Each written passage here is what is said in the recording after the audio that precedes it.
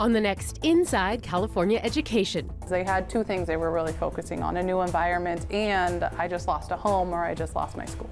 Discover how Sonoma County schools are recovering from devastating fires that displaced thousands of students. I give them an alternate. I give them a pathway to success that's been proven time and time again. Meet the state's Teacher of the Year, who overcame childhood trauma and homelessness to teach in his hometown of Desert Hot Springs. Of the 120 we have right now in our program, probably 80% are second careers. And professionals leaving the corporate world are helping to fill the teacher shortage in Sacramento. It's all next on Inside California Education. Funding for Inside California Education is made possible by...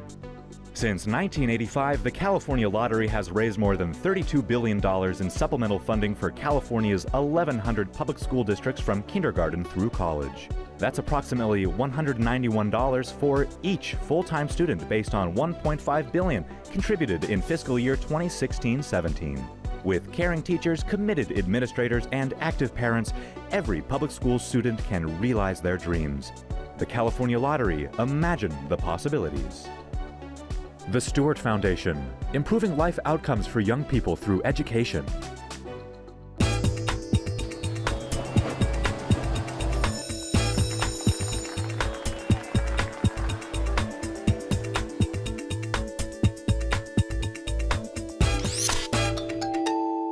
Welcome to Inside California Education. I'm Christina Salerno. We start in Sonoma and Napa counties. Fires there damaged or destroyed multiple schools and uprooted thousands of students, teachers, and others. Let's visit schools impacted by this natural disaster to discover what lessons their experience might provide for other communities.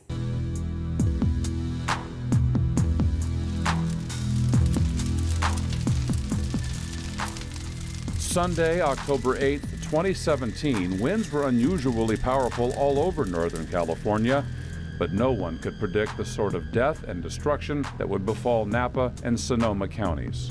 When I went to bed the Sunday night before the fire, I saw a fire, but it was far away. It never occurred to any of us, I think, the night before, that that fire was going to be so serious that it would close schools. The fires that night didn't just close schools. 8 in the Santa Rosa area were heavily damaged or destroyed.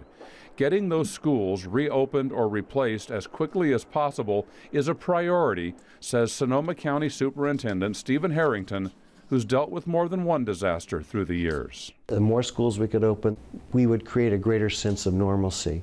And for children, normalcy is very important.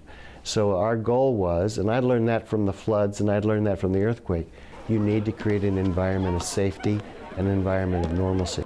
Though no schools in Napa County were damaged by fire, schools were closed for 2 weeks because air quality was so poor. In Sonoma County, it wasn't just losing 2 weeks of teaching and learning. An estimated 1,500 public school students lost homes, so did nearly 400 teachers. Well, more than 1,000 students have been relocated to new campuses, like the 430 students who attend Roseland Collegiate Prep. You guys are the ones who are going to bring this place to life. Okay, so when you see the purple on the walls, ignore that. Look at each other, right? Remember that you guys are what makes us come here every day, okay? And that's what's going to keep us coming. There's a good reason for that little pep talk from English teacher Tomas Salinas. These students from Roseland experience perhaps the most disruption in Sonoma County. Their school is heavily damaged, so they first relocated to 2 different elementary schools in Santa Rosa that had space. Then they relocated to this high school building when it became available.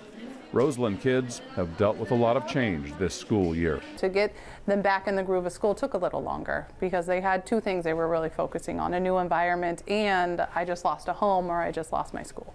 Roseland Principal Danielle Yount is racing to keep up too. In addition to unpacking and setting up yet another office, she was looking forward to some fresh paint. Purple is the previous tenant's school color. Roseland has something a bit lighter. Yeah, they're green and blue, and we're living in purple right now. Yeah, so we're hoping to get some paint on the walls maybe over winter break, so when they come back for their semester 2, it's like a nice fresh start. Because it's become more common for California administrators to deal with disasters, superintendents aren't just sharing information on curriculum, test scores, and budgets. They're sharing tips on disaster recovery. This is how you do your FEMA forms. This is how you do all of that. So, because it's just becoming, well, it's becoming a new commonplace situation for us.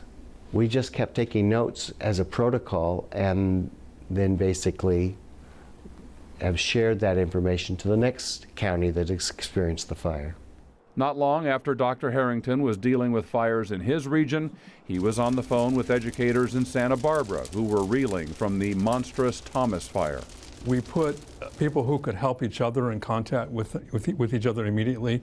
So, for example, we were able to put Sonoma County Superintendent Steve Harrington in contact with Santa Barbara County Superintendent Susan Salcido so that they could learn from each other on a peer-to-peer, because we know that that's one way that people learn very effectively, is learning from their peers. Glenn Price is the Chief Deputy Superintendent for the State Department of Education. He says every school in California is required to develop safety plans that instruct staff and students how to respond when a disaster or emergency arrives.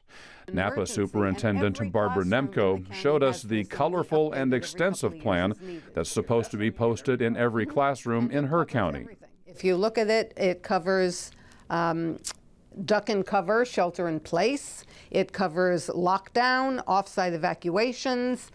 It covers animal disturbance. Bet you hadn't thought about that one. Biological or chemical release, bomb threat, earthquake, explosion or risk of explosion, fire, flooding, pandemic, flu. So yes, teachers know what to do, schools know what to do, and we're pretty good at following this. We train people in it.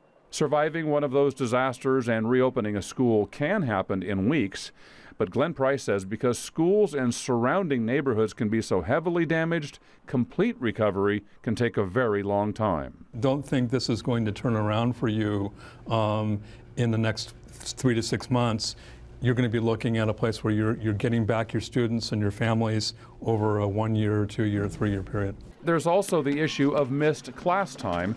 Teachers and their students are scrambling to make up for lost instruction. Math is something, you just have to, it's like a sport. You just have to keep practicing, and they get out of practice, and it takes a few days just to get them back to where we left. Wendy Momsen says by summer, she and her students will be caught up. It'll be much longer for her life away from school to be back to normal. This was her Santa Rosa house. She's one of those nearly 400 teachers who also lost their homes to the fires. I'm fortunate to have a wonderful fiance and children and family. And so, we're pretty tight group. And so we kind of are just getting through it together. Experts say this, unfortunately, may be the new normal in California, preparing for and getting through some sort of disaster. Principal Yount needs just 3 words to sum up what might be the best approach. Patience, understanding, and flexibility.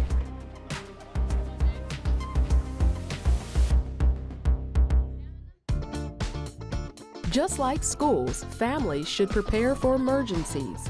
Experts recommend signing up for communication notifications from your child's school and ensure that emergency contacts are up to date.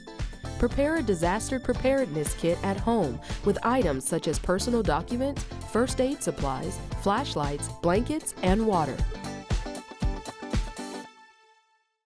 Next, we'd like to introduce you to one of 5 California Teachers of the Year for 2018. His name is Brian McDaniel, and he overcame significant childhood troubles to teach in his hometown of Desert Hot Springs.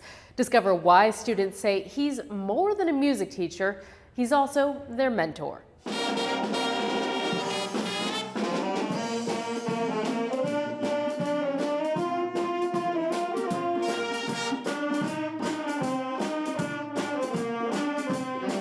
It's less of a band and more like a family because we're really close, and when we play together it feels like you're just doing something with your family, not exactly playing with a band. They're a family of band and choir students known at this Southern California middle school as the Regiment. A total of 230 students make up the music program at Painted Hills Middle School in Desert Hot Springs. It's a community that has long struggled, with more than a quarter of its population living below the federal poverty line. Many of the kids here would tell you it's a tough place to grow up. The schools in Desert Hot Springs for the longest time have always had a bad rap when it comes to student discipline. But Principal Michael Granger says in his 4 years at Painted Hills, a whole lot has changed. We've seen over a 50% reduction in our student defiance and disrespect discipline incidents over the past 12 months. And he attributes a lot of that to the role the regiment has played in the school's culture, and in particular, the role their teacher, Dr. Brian McDaniel, has had in leading them. Brian, through his mentorship and leadership, has taught these students what it is to be a true citizen in terms of showing empathy for each other, for role modeling appropriate behavior. Everybody has choices. My kids can choose to join a gang. They could choose to be teenage parents. They could choose to do drugs. I give them an alternate. I give them a pathway to success that's been proven time and time again. McDaniel isn't shy about sharing his own painful past, especially his troubled childhood. His mother was the victim of gun violence. His father suffered from mental illness and committed suicide. McDaniel spent time in the foster care system. After being reunited with his mother, the entire family became homeless, all in the same town where McDaniel now teaches. Those experiences allow him to create a special bond with his students, many of whom can relate to the struggles he overcame. Stop their singing. So I know what he overcame. I know how he suffered. I know what he went through. So that inspires us. That shows us that we are not the only ones, that other people went through it and that we can succeed over that.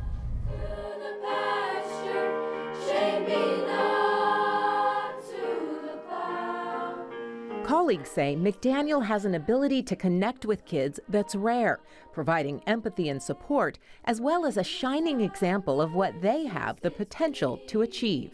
He's been through the things that a lot of these kids are going through right now, and he's come out on the other side. And so I think that is very inspirational to our students, and they trust him.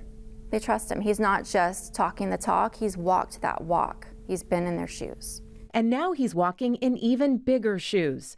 Brian McDaniel has been named one of 5 California Teachers of the Year for 2018. He's also the national nominee for the state of California. Superintendent Tom Torlakson says McDaniel stood out because of his deep commitment to helping other students overcome their challenges.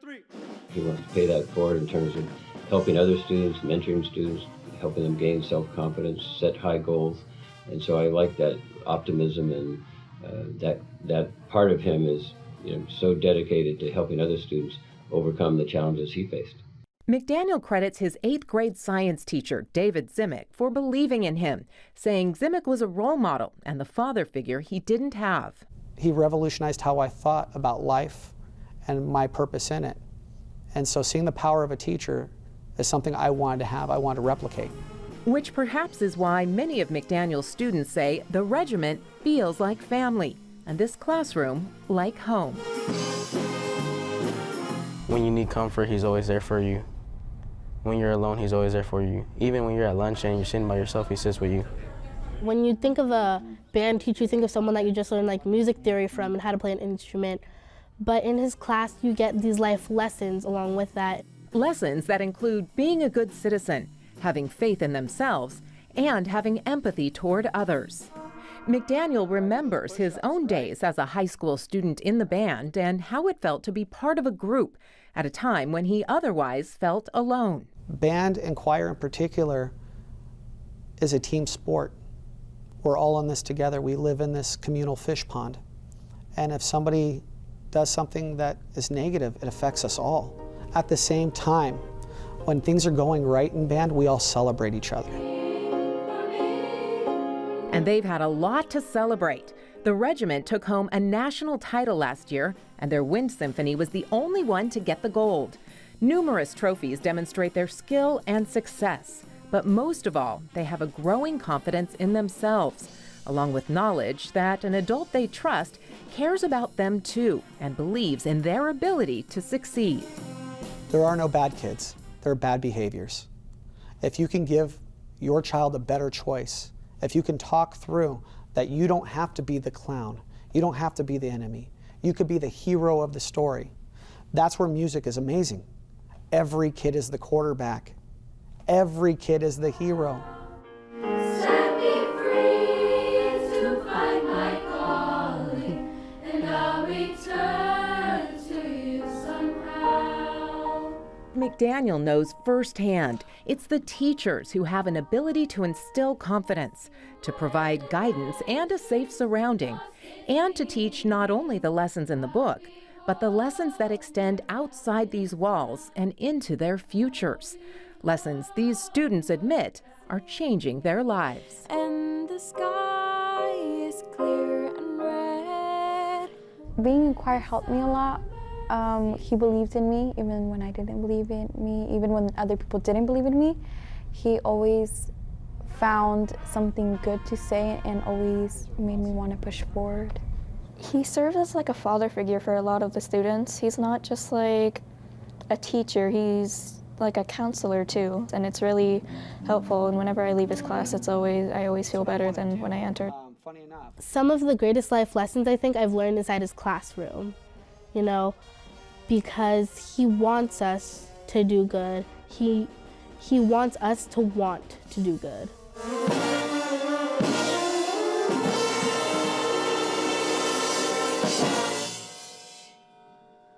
You guys having fun yet? Since 1972, California has been recognizing outstanding teachers through its Teacher of the Year program. The goal is to honor the teaching profession and heighten interest in teaching as a career. To qualify, teachers must be named a finalist in their local county competition and have taught for at least 8 years. While some teachers are driven from a young age to join the profession, many others take a longer path to get there, maybe even decades before they realize their calling. Let's meet several teachers who've left the business world to become teachers in Sacramento, a trend that's helping to fill the state's teacher shortage.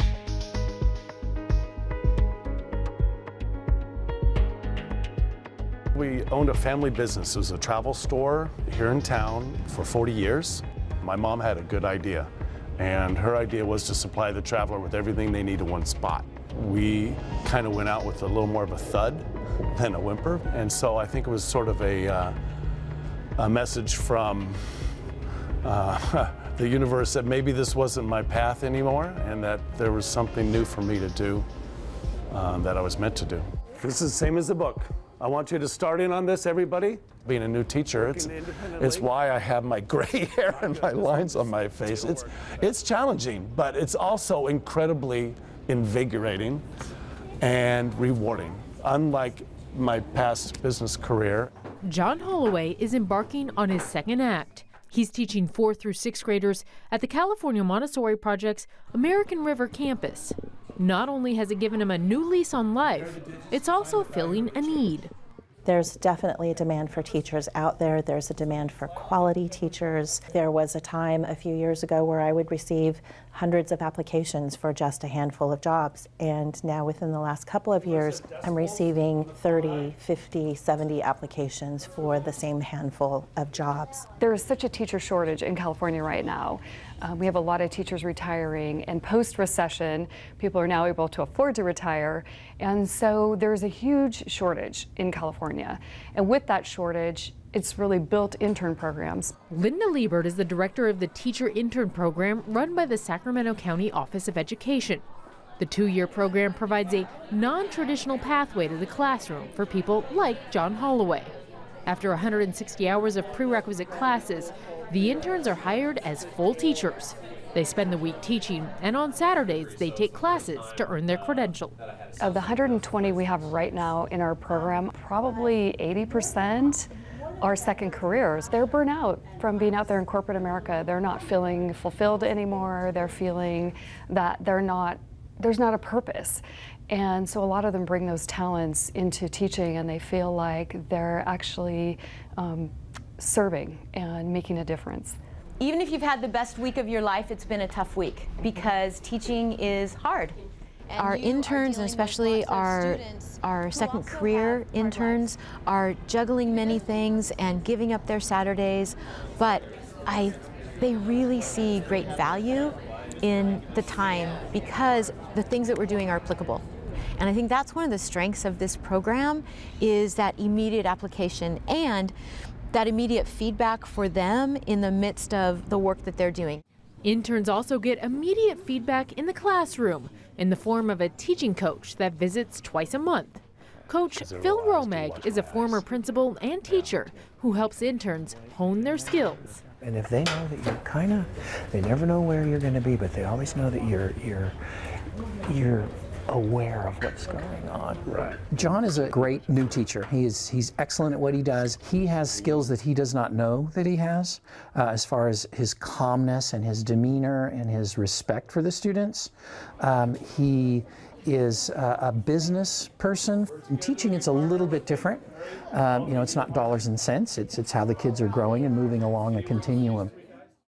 Sharon Farrell and John Nagan are also second career teachers in the Sacramento County Intern Program. They're both spending their first year teaching at Natomas Charter School, where John teaches biology and health and Sharon teaches chemistry. Before I was a teacher, I worked in molecular virology, which always has everyone make this sort of like ooh expression. I worked for UCSF at a research institute. We actually were on the campus of San Francisco General Hospital, and I was researching HIV. After I left molecular biology, I stayed at home to raise my children, and I thought, I can combine those two loves. So I decided teaching science was where I wanted to be. It's more complex than just one thing. So make sure I really enjoy this class. It's very hands-on. It's not all paperwork, which I've been in a lot of science classes that have been like that. Ms. Farrell's a really, really good teacher, and it's an organized classroom too. So yeah, we may get a bit out of hand, but she does tend to keep us in order, so she's a great teacher. I think that especially as an older person, the kids, I think they think of me almost as a mother figure, so they feel confident in me right from the start, even though I'm a new teacher. And I have enough confidence to say straight up to them, look, we're new, we're doing this together, I'm a brand new teacher this year, and we're all going to learn together, we're going to see where it comes out, and if it's not where we thought we'd be, we're going to start over and try a different tack.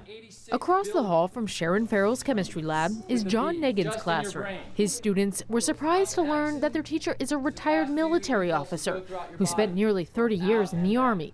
I thought he was a college professor before, there's just something about him that's just so official, and he's very knowledgeable, but I had absolutely no idea that he was in the military. That just kind of makes me think higher of him. Now he's just even more of an official and more of a person to look up to. As an Army officer, a lot of your job is about teaching and training young soldiers as individuals and teams. And I really enjoyed that aspect of the Army. That's one of the best things about the military. Maybe a lot of people don't think about that, but you have a tremendous opportunity to impact young people. I think it's actually a fairly normal transition to go from serving in the military to going back into a classroom and teaching at a lot of different levels. You're responsible for their lives, literally, in the military. And in teaching, you're responsible for their academic life and their growth academically. And that's a tremendous responsibility that you can't take lightly, and you have to be all in. As an added challenge, teacher interns at certain charter schools are not only learning how to teach, they're learning a very specific style of teaching. For former business owner John Holloway, that means taking intensive Montessori training classes on top of his credential classes. In the Montessori model, students are asked to do more self-directing on their own, and the students take more ownership of their learning. You have to then monitor multiple students doing multiple things at the same time, so the skill set's different.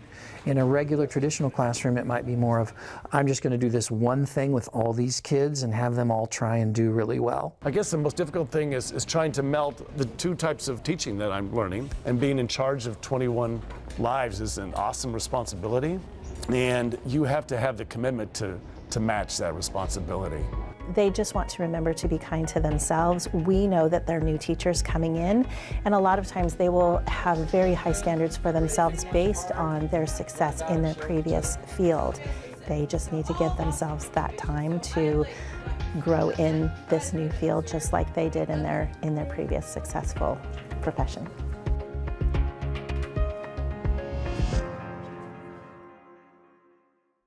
That's it for this edition of Inside California Education. If you'd like more information about the program, just log on to our website at insidecaled.org.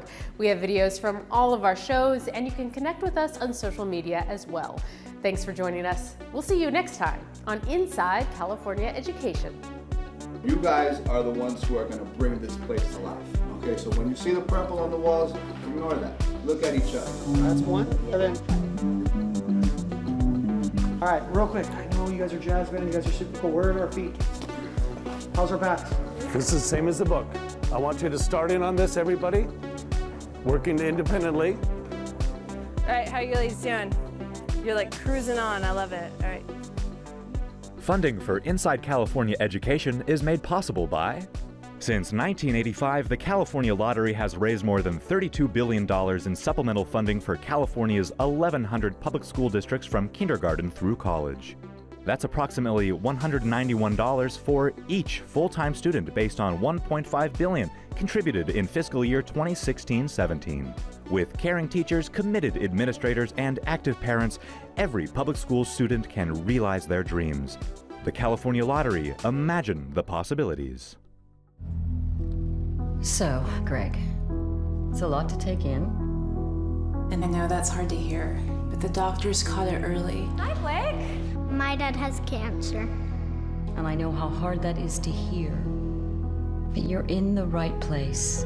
And Dr. Pascal and her team, they know what to do. They know what to do. The doctors know what to do.